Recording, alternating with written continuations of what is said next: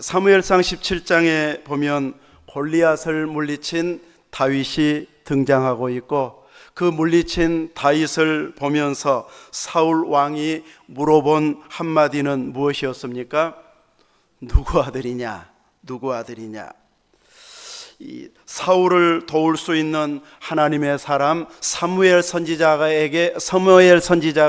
사울 왕에게는 있었고, 또 예상치 못한 골리앗을 물리친 다윗을 자기 옆에 둘 수 있는 이런 사람들을 만났다고 하는 것은 사울 왕에게는 큰 복이었다고 할 수 있을 것입니다. 그가 철저히 말씀에 순종한 왕이었으면 계속해서 사무엘 선지자는 하나님의 말씀을 전달해 주었을 텐데, 그가 불순종함으로 인하여서 하나님의 말씀이 막혀버렸고, 사무엘 선지자는 더 이상 만나주지 않는 이런 상황이 되어버렸습니다.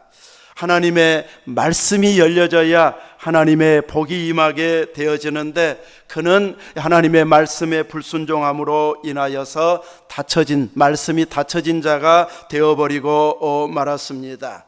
그래도 다시 한번 기회가 주어졌다면 다윗을 통해서 하나님께서 어떻게 저런 거대한 골리앗을 물리치게 했을까? 그것이 궁금해서 다윗에게 어떻게 하나님과 가까워졌는지, 하나님에게 어떤 은혜를 주셨는지 다윗을 통해서 간증을 듣고 싶어하고 하나님의 역사하심을 듣고 싶어 해가지고 그를 불러서 물었다면은 도전이 되고, 내가 부족한 것이 이 부분이었구나 하면서 다시 신앙을 회복할 수 있는 기회가 만들어질 수도 있었을 텐데, 그 기회를 사울왕은 활용하지 못하고 그의 관심은 누구 아들인가, 여기에 관심이 있다 보니까 이세 아들입니다고 대답해 주니까, 나중에 만나서 아들이라고 고백하니까 그걸로 끝나버리게 됩니다.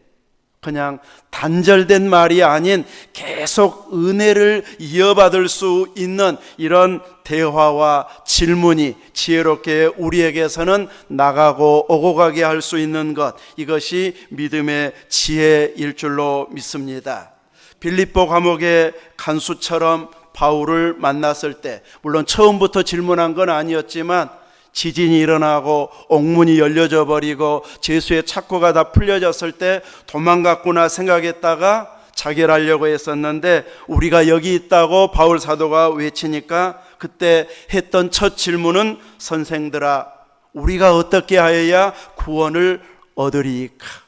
이 질문 하나가 그 자신을, 온 가족을 구원받게 하는, 구원의 역사가 일어나게 하는 질문이 되어졌습니다. 바울 사도의 대답은 주 예수를 믿으라, 그리하면 너와 네 집이 구원을 받으리라. 이 말씀 대답 하나가 그와 온 가족을 구원받게 했고 세례받게 했고, 빌립보 교회가 세워지는데 아마 성경에 기록은 없어도 중추적인 역할을 한 사람 중에 하나였을 것입니다. 우리가 영적인 믿음의 생활을 해가는 데 있어서 이런 질문이 필요합니다. 믿음의 사람들을 만났을 때에 잘 표현 안 해주고 고백 안 하는 그 속에 있는 은혜들, 감사들을 자꾸 끌어내는 질문을 할 수 있다면 본받아지게 되고, 나도 저렇게 살아야지 하고 결심하게 되어져서 더 큰 은혜 생활로 이어가게 되어집니다. 그러므로 우리들은 그냥 듣고 끝나버리는, 그 순간에 웃고 지나가버리고 기억도 안 남는 이런 대화보다는 하나님의 뜻을 발견하고 내 행동을 고치고 나도 기도하면서 은혜를 사모할 수 있는 이런 기회를 만들 수 있는 질문이나 대화를 유도할 수 있는 이런 지혜로운 만남과 지혜로운 삶을 살아갈 수 있기를 주님의 이름으로 축원합니다. 이제 오늘 말씀의 제목은 만남, 들음, 기도입니다. 우리는 만남을 통해서 놀라운 변화가 일어나기도 하고, 또 일생을 자기의 직업으로 삼는다든지 목표로 삼는 이런 길이 열려지기도 하는 이런 예가 만남을 통해서 이루어지게 되어집니다. 2002년도 한참 올림픽 때문에 우리나라가 들썩였을 때에 이제 박지성 선수를 본 어린이들은 야, 나도 저런 축구 선수가 돼야 되겠다 했던 꿈을 키웠던 자들이 벌써 이제 이 선수가 되어져서 활동할 만큼의 나이가 되어졌습니다. 또 박세리를 본 사람들은 골프로, 또 김연아를 본 사람은 빙상으로, 그리고 박찬호 선수를 본 사람들은 야구계로. 그 이후로 우리나라가 막 세계에 나가서 이렇게 같이 뛸 만한 훌륭한 선수들이 많이 나왔는데, 그때 방송을 통해서 또 인기 있는 보도를 통해서 나도 저렇게 해야지, 세계까지는 꿈 못 꿨던 이들이 나도 저렇게 돼야지 이렇게 꿈꾸다 보니까 그 일을 이루어내는 자들이 많이 생겨났던 것을 보게 되어집니다. 이렇게 어떤 정보가 주어지고 뉴스가 전달되어질 때 내게 감동이 오고 결단하게 되어지면 그만큼이 되어지거나 능가하거나 때로는 그만큼은 되어지지 않아도 내가 그 길을 갈 수 있는 어떤 길이 열려지는 정보가 있기도 하고, 어떤 때는 전혀 내가 관심 두지 않으면 그냥 지나가는 정보에 불과한 이런 경우가 있게 되어집니다. 그래서 우리는 한 번, 두 번 혹은 지속적인 만남을 통해서 영적인 도움과 도전을 받을 수 있는 사람, 또 일상의 일을 통해서 도움과 도전이 될 만한 이런 사람, 또 일상에서 크고 작은 도움을 주고받을 수 있는 이런 깊은 관계로 발전될 수 있도록 우리는 서로 신뢰감을 주는 만남이 되도록 힘써야 할 것입니다. 그러나 무엇보다도 우리의 만남 중에 최고의 만남은 주님과의 만남, 예수님과의 만남입니다. 예수님은 끊임없이 우리가 찾기를 원하시고 도움을 요청하기를 원하시고 또 모든 일들을 도와주기를 기다리시는 주님이십니다. 때로는 주님인 줄 모르면서 우리는 은혜 받는 경우가 있습니다. 곧 누가복음에 나오는 엠마오로 가던 두 제자가 이제 주님과 만나서 예루살렘에서 엠마오로 걸어가는 중에 서로 대화하고 최근에 있었던 일, 또 성경을 풀어주시는 그 일들을 통해서 그들의 가슴이 나중에 들어보니까 뜨거웠다, 성경을 풀어주셨을 때에 뜨거웠다고 말하고 있습니다.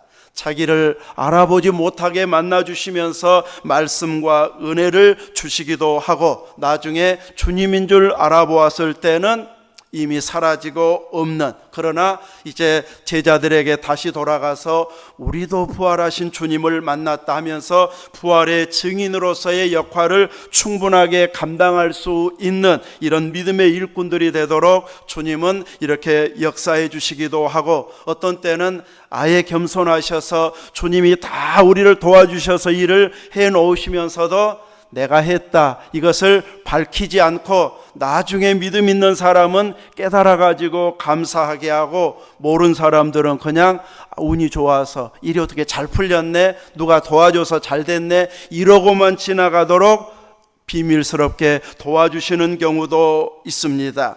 이런 만남을 통해서 도전이 되고 은혜되게 했던 부분들은 우리가 마음에 잘 간직하면서 내 생활에도 적용하게 되어지면 받은 은혜만큼 우리도 감당할 수 있는 은혜의 사람이 되도록 주님은 역사해 주십니다.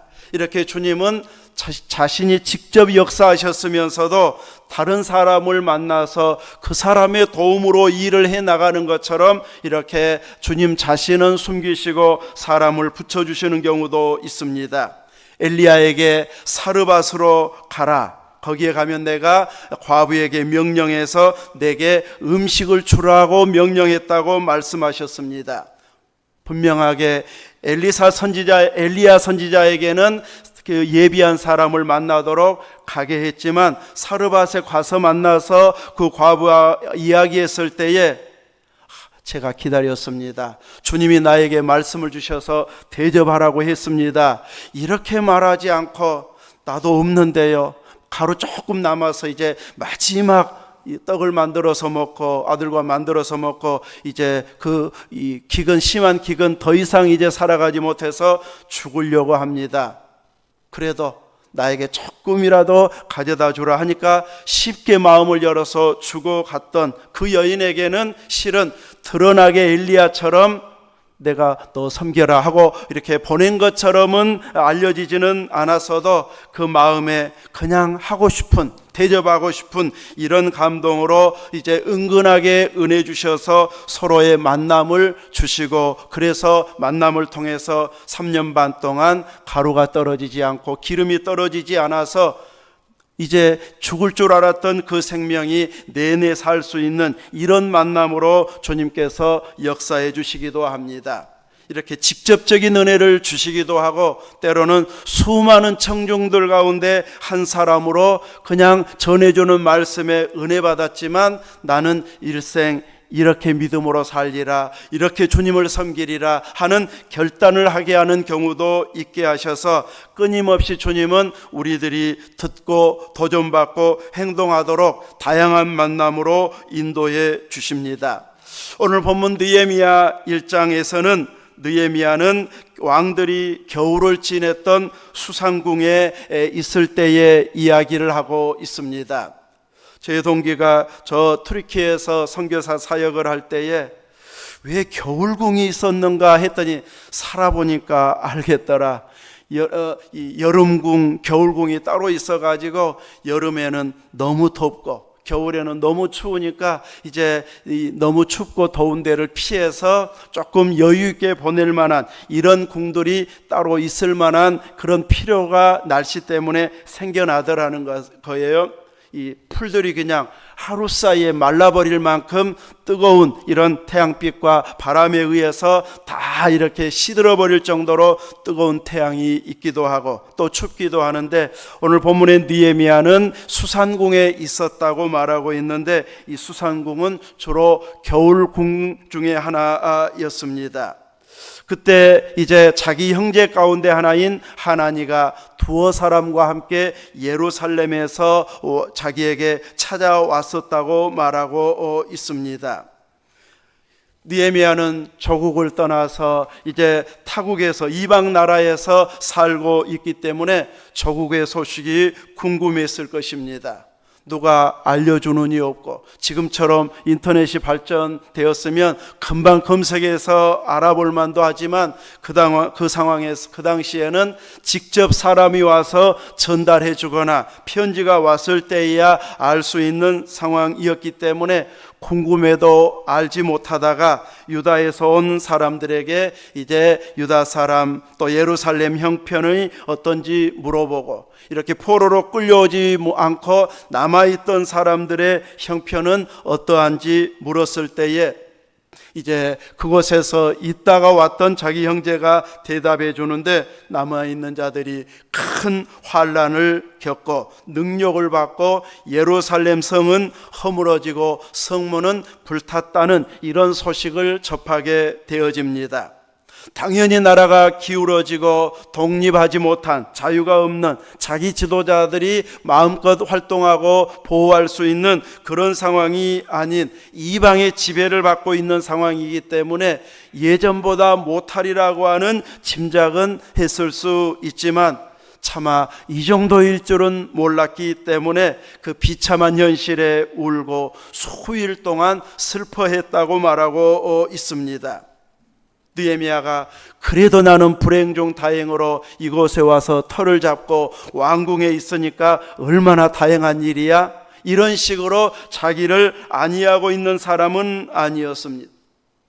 국가에 대한 애국심도 있고 하나님을 경외하는 이런 마음, 선민에 대한 의식이 있었기 때문에 조국의 슬픈 현실의 소식을 듣고 가슴 아파서 울고 슬퍼하고 나중에는 금식하면서 하나님 앞에 부르짖는 이런 믿음의 모습을 보이고 있습니다. 우리가 누군가의 만남을 만났을 때에 항상 은혜 받고 도전이 되고 좋은 이야기를 듣는 만남만 있는 것은 아닙니다.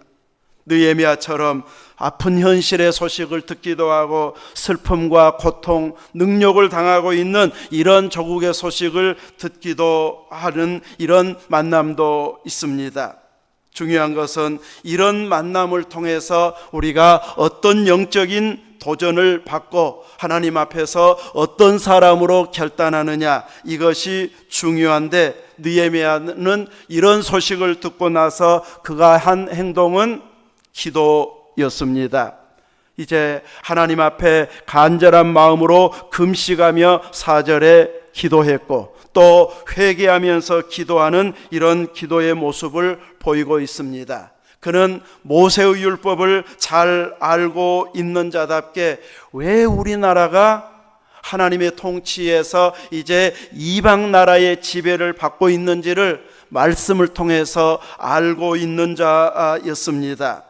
하나님의 계명을 어기면 이렇게 하나님께서 흩어버리겠다고 말씀하셨는데, 바로 이렇게 흩어버린 결과가 말씀 순종하지 않은 이런 결과인 것을 알고 나와 내 아버지의 집이 범죄했다고 회개하고 기도하고 있습니다. 조상 탓하지 아니하고 다른 사람 탓하지 아니하고 자기부터 회개하고 내 아버지 집부터 회개하는 기도를 6절에서 보이고 있습니다.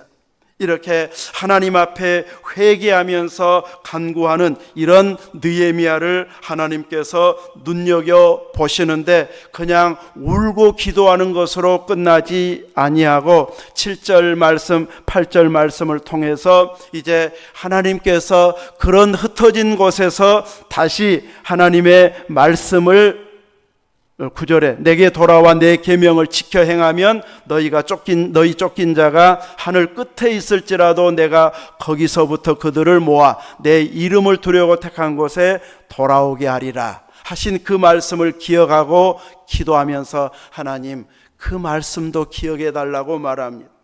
계명을 어기면, 말씀을 어기면 흩어버리겠다고 했던 말씀 때문에 우리가 이렇게 흩어져서 고생하고 있는데, 만일 다시 하나님께 돌아오고 말씀을 지키면 아무리 먼 곳에 흩어져 있을지라도 택한 곳, 성전이 있는 곳으로 돌아오게 해주겠다, 그 약속의 말씀을 지금 느헤미야는 붙잡고 그 말씀을 기억해 달라고 기도하고 있습니다.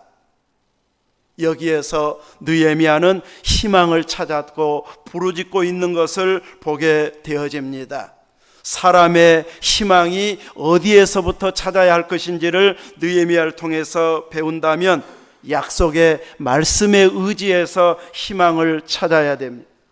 나와 협력관계에 있는 사람, 거래관계에 있는 사람, 도움을 주고받는 그 사람과의 관계만 생각해가지고 저 사람이 잘해주면, 도와주면, 잘 풀리면 나도 잘 풀릴 텐데, 이렇게 생각하면 그냥 인간적인 지혜와 계산으로 그치는 정도의 수준이고, 이제 하나님과의 관계 속에서 말씀에 의지해서 기도하게 되면 하나님으로부터 답을 찾기 때문에 이제 암담한 현실이어도 하나님이 답을 열어주기 시작하면 이 정도는 될 것이라고 기대하지 못할 만큼 하나님은 놀라운 역사를 이루어 주십니다.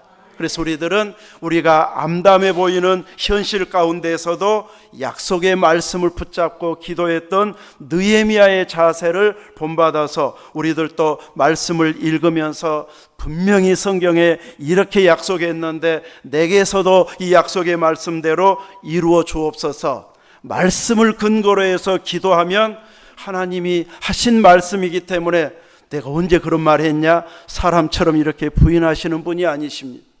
그 말씀에 근거해서 기도하면 하나님은 틀림없이 약속의 말씀을 이루어 주시는 하나님이십니다. 이렇게 우리들도 희망을 찾아야 할 때는 항상 말씀에 근거해서 하나님이 들어주실 수밖에 없는 이런 기도를 할 수 있는 자가 되어져야 할 것입니다. 하나님께서 미리 약속의 말씀을 주신 것은 이런 기도를 할 사람을 하나님께서 기다리고 계시기 때문입니다.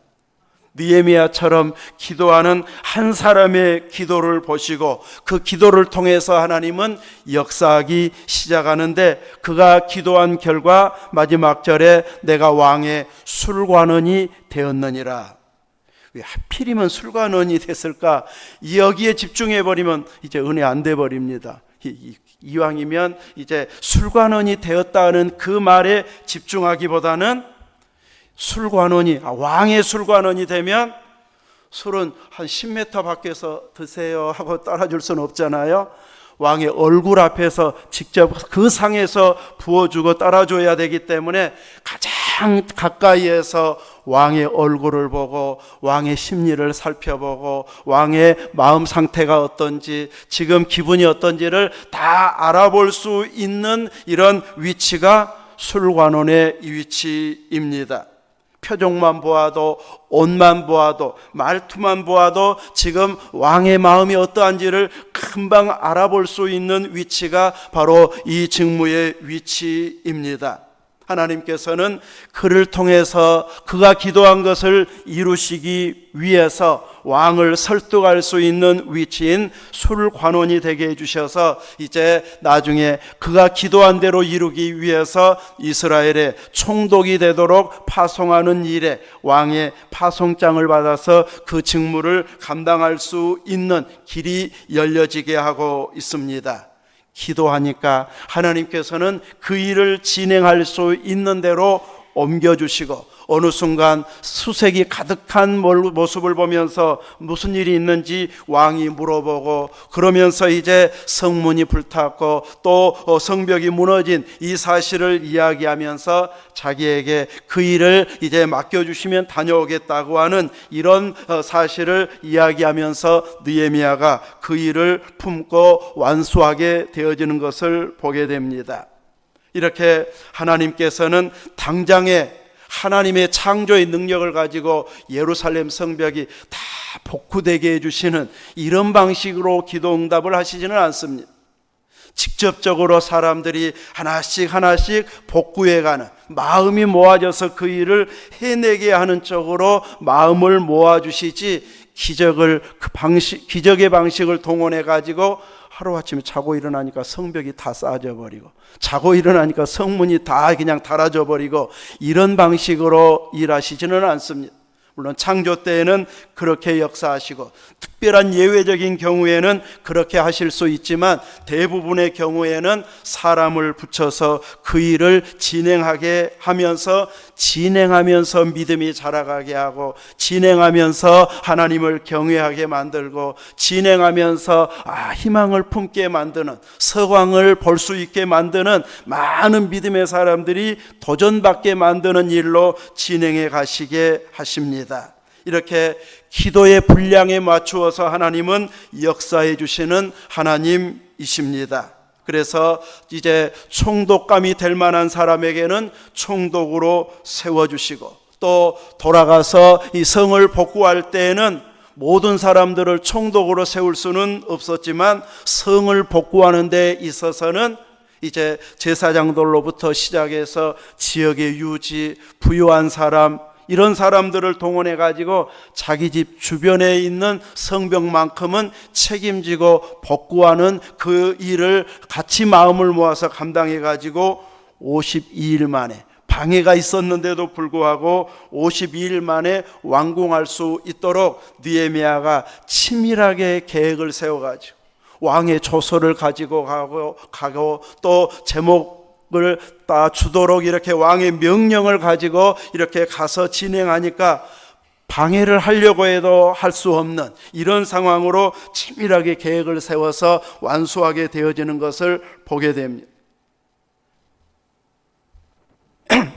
에스라에서는 성전을 이제 다시 회복할 때는 수년 동안, 10몇 년 동안이나 이렇게 중단되어졌다가 20년 동안 가까이 중단되었다가 나중에 다시 이제 완성해 가는데, 이렇게 철저하게 준비되지 않은 상황, 우리도 성전 지읍시다 해놓고는 가서는 자기 집부터 먼저 짓기 시작하고, 나중에는 성전 꼭 지어야 돼, 이렇게 마음이 이제 방해 속에서 힘들어졌을 때는 오랜 기간 걸려서 완성했는데, 성벽을 완성할 때는 한 사람의 기도와 치밀한 준비가 있었기 때문에 2달도 안 돼서 완성해내는 이런 놀라운 결과를 보게 해 주셨습니다. 우리들도 주님의 몸된 교회를 섬기면서 자꾸 우리 눈에 띄어가면서 부족한 점들이 보이는 부분들이 분명히 있습니다. 어떤 사람은 그 부족한 단점을 계속 지적하면서 공격적으로 비판하는 이런 쪽으로 사용하는 사람이 있는가 하면, 어떤 사람들은 그것을 보면서 자기가 해야 할 일로 얼른 감당해내는 이런 헌신된 일꾼도 있습니다. 꽃 하나만 누가 갖다 놔도 보는 사람의 마음이 딱 밝아지게 만듭니다. 작은 일 하나도 내가 할 일을 찾아내게 되면 또 본인도 은혜가 되어지지만 보는 사람들도 다 같이 은혜가 되어집니다. 백합이 피어 있지 않았었는데 피곤하니까 또 막 더 기분이 좋아지잖아요. 이렇게 내가 보여져서 조금 부족한 것 같다, 이거 하나 갖다 놓으면 좋을 것 같다, 이 일을 하면 좋을 것 같다 싶은데 왜 우리 목사님은 안 하지? 왜 장로님 권사님들 안 하지? 이렇게 비판하기 시작하면 비판이 하나씩 쌓이기 시작합니다. 그래서 교회 왔을 때에도 아이고부터 또 힘들다는 것부터 아프단 말부터 누군가가 꺼내면 나도 여기 아파, 나도 여기 아파, 아픈 이야기만 계속하게 되어집니다. 그런데 휠체어를 타고 오고 밀고 오고 그거 보면서 은혜 받고 도전 받으면 저렇게 아파도 나오는데 나도 건강 핑계 되지 않으리라, 나도 열심히 나오리라, 저렇게 아파도 나오리라, 막 이런 마음으로 결심하게 되면 보는 것으로 은혜가 되어집니다. 우리는 지금 세계 처처에서 이제 보도되는 뉴스를 통해서 기근으로, 굶주림으로, 재난으로, 태풍으로, 물난리로, 지진으로 겪고 있는 많은 어려움들을 보고 있습니다. 집이 다 무너져 버리고 댐이 무너져서 이제 자동차가 떠내려갈 만큼 엄청난 사상자가 일어나서 수만 명이 죽고 또 이제 잃어버리는 이런 상황이 오고 있습니다. 우리들은 이런 징조들을 보면서 주님께서 말씀하신 말세의 징조들이 이루어지는 것을 하나씩 보면서 우리들은 어떤 자세를 취해야 할 것이고 또 어떻게 주님 맞을 준비를 해야 할지를 또 다짐하고 결심하게 되어진다면 우리는 더 깨어있는 믿음의 길을 갈 수 있게 할 것입니다. 분명히 온 세계의 재난 사고들을 다 볼 수 있는데 그냥 안타까워하고 며칠 지나면 금방 잊혀질 만큼 다른 또 사건 사고들이 생겨나서 조금 지나면 우리는 잊혀져 버리게 되어지다 보면 한두 번 결심했다가 나중에는 희미해져 버리는 경우가 허다합니다. 이제 우리가 만나고 들었던 것들을 우리의 것으로 계속 남으면서 영적인 도전을 받게 하기 위해서는 기도해야 되고, 기도할 때 하나님께서 길을 열어주시고 지혜를 열어주시면 내가 감당해야 할 일로 알고 그 일을 진행해 가고 있을 때에 우리들은 느헤미야처럼 하나님의 사람으로 그 시대에 그 일에 꼭 필요한 일꾼들로 쓰임받는 믿음의 일꾼들이 되어질 것입니다. 이렇게 주님 오실 때가 가까운 현상들이 계속 일어나고 있는 이런 때에 나의 믿음은 더 성숙해 있는가, 깊어져 가고 있는가, 주님을 찾고 있는가를 살펴야 할 것입니다. 우리는 주님의 재림의 때에 주님이 원하시는 사람으로 든든하게 서고 이 시대에 더 한 영혼이라도 구원하기 위해서 주님이 찾고 있는 이런 믿음의 사람, 주님이 눈여겨볼 만한 사람으로 결단하고 헌신하고 기도하는 자리에 있어야 할 것입니다. 오늘 우리들은 기도할 힘마저 잃어버린 자가 아닌, 내가 기도할 힘을 잃어버렸을 때는 기도를 부탁할 만한 힘은 갖고 있어야 할 것입니다.